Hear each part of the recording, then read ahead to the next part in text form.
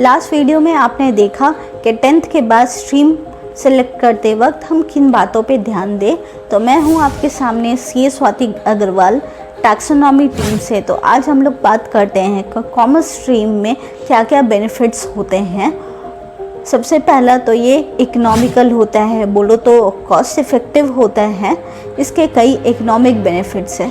भाई कैसे? अगर आप कंपेयर करोगे साइंस स्ट्रीम का, आपको आईआईटी करनी है तो मैंने सुना है कि अराउंड एक सेमेस्टर में अराउंड 1.5 लाख का खर्चा पड़ जाता है। अब साल में 2 सेमेस्टर होते हैं तो अराउंड 3 लाख पड़ गया। 4 साल का कोर्स होता है तो 4 साल में अराउंड 12 लाख का खर्चा पड़ जाएगा। बट अगर आपने सोचा है कि आप कॉमर्स लोगे और कॉमर्स के ऊपर भी आप एक चार्टर्ड अकाउंटेंट बनना चाहते हो तो कितना खर्चा पड़ जाएगा? 12 लाख पड़ जाएगा क्या? नहीं भाई, उतना खर्चा नहीं पड़ता है इसमें कितना खर्चा पड़ जाएगा देखते हैं।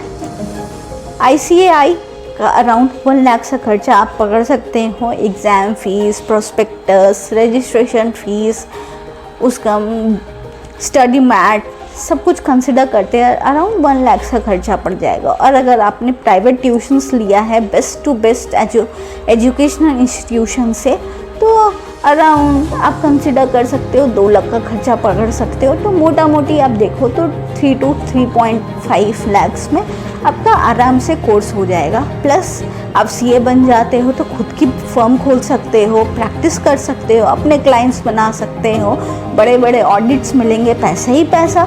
गुड पैकेजेस में आपको जॉब मिल जाएगी। इससे बेहतर क्या हो सकता है? कम खर्चे में अच्छा पैकेज। जो कंपनीज में टॉप मैनेजरियल पोजीशंस होते हैं जैसे कि CFO, ये किसके लिए रिजर्व रहते हैं? ऑब्वियसली एक कॉमर्स प्रोफेशनल के लिए होते हैं।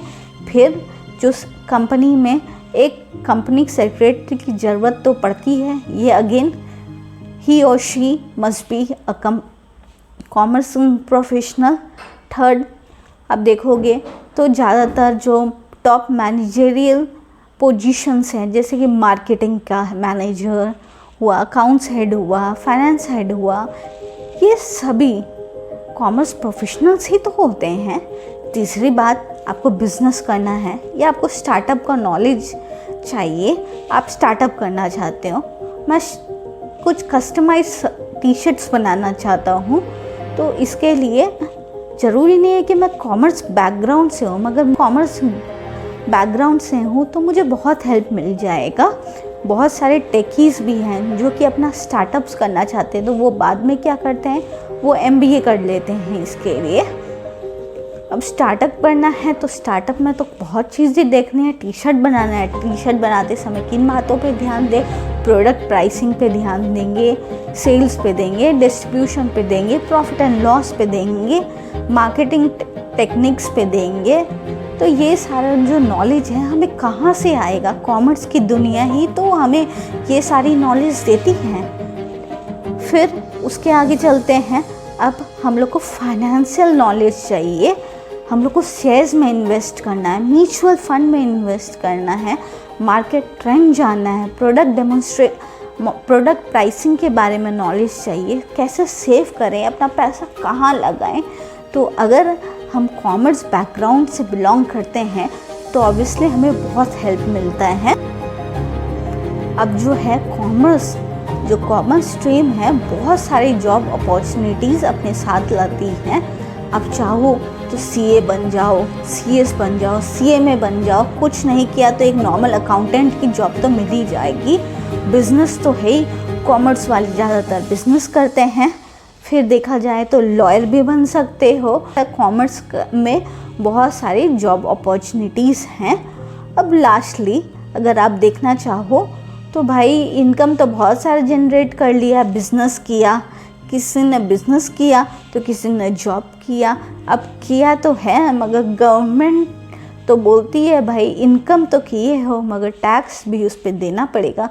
अब टैक्स देने के लिए आपको क्या करना पड़ेगा? आपको रिटर्न फाइलिंग करनी पड़ेगी इन वेरियस फॉर्म्स।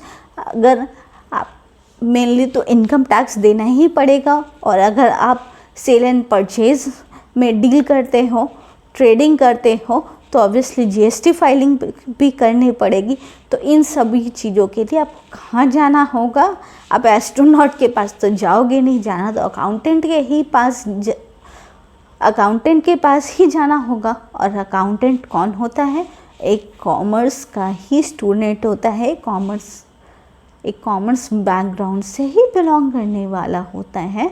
तो ये है कॉमर्स के बेनिफिट्स आपके सामने। Thank you so much. And अगर आपको ये वीडियो पसंद आया है तो please like and subscribe to my video.